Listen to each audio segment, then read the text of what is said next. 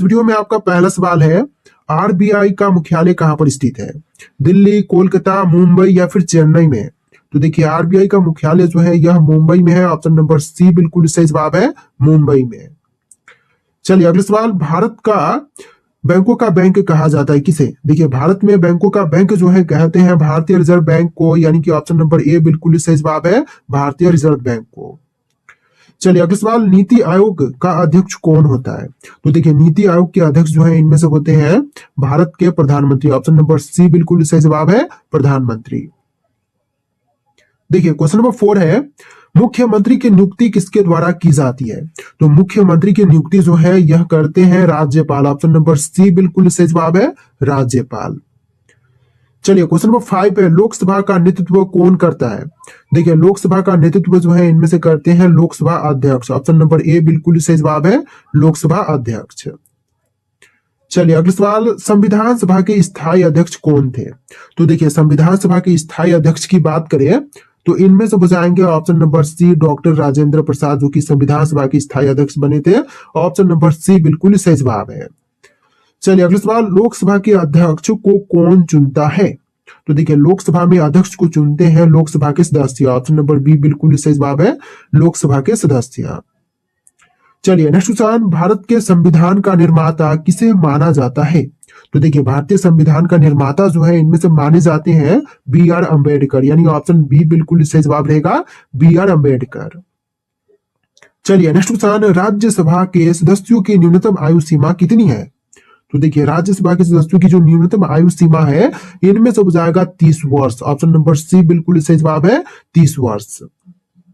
चलिए अगला सवाल, भारतीय राष्ट्रीय कांग्रेस के पहले अध्यक्ष कौन थे? तो भारतीय राष्ट्रीय कांग्रेस के जो पहले अध्यक्ष बने थे इनमें से हो जाएंगे W C Banerjee. Option number C बिल्कुल सही जवाब है, डब्ल्यू सी बनर्जी। चलिए नेक्स्ट क्वेश्चन, संसद के सदनों को बुलाने की शक्ति किसके पास है? तो संसद के सदनों को बुलाने की शक्ति इनमें से हो जाएगा राष्ट्रपति के पास। ऑप्शन ए बिल्कुल सही जवाब है, राष्ट्रपति के पास। चलिए अगला सवाल, सेडलर आयोग का संबंध किससे था? तो देखिए सेडलर आयोग का संबंध इनमें से हो जाएगा शिक्षा से। ऑप्शन नंबर डी बिल्कुल सही जवाब है, शिक्षा से संबंधित है। गीता रहस्य नामक ग्रंथ के लेखक कौन है? महात्मा गांधी, बाल गंगाधर तिलक, विनोबा भावे या फिर गोपाल कृष्ण गोखले?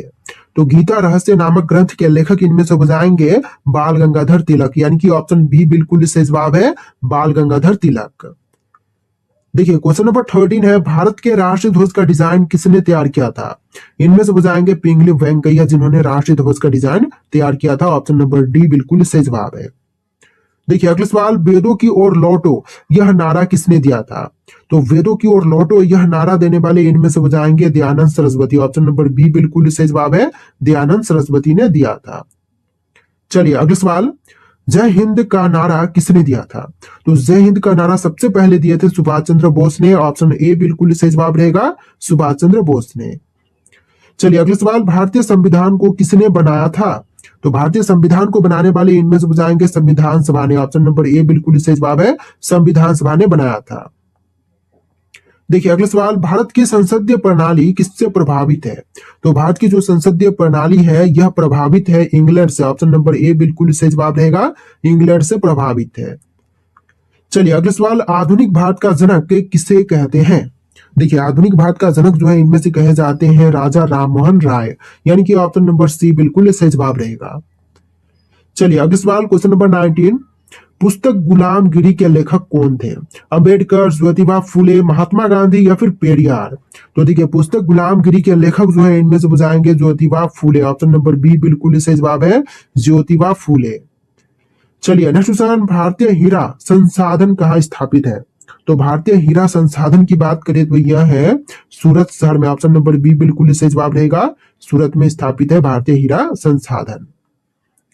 चलिए अगला सवाल, क्वेश्चन नंबर 21 है, भारत का प्रथम नोबेल पुरस्कार विजेता कौन थे? तो प्रथम भारतीय नोबेल पुरस्कार विजेता इनमें से हो जाएंगे रविंद्रनाथ टैगोर, यानी कि ऑप्शन बी बिल्कुल सही जवाब है, रविंद्रनाथ टैगोर। देखिए नेक्स्ट क्वेश्चन, कौन सी घटना महाराष्ट्र में घटित हुई? तो इनमें से जो घटना महाराष्ट्र में घटित हुई थी यह घटना हो जाएगा भील विद्रोह। ऑप्शन नंबर ए बिल्कुल सही जवाब है, भील विद्रोह, जो कि महाराष्ट्र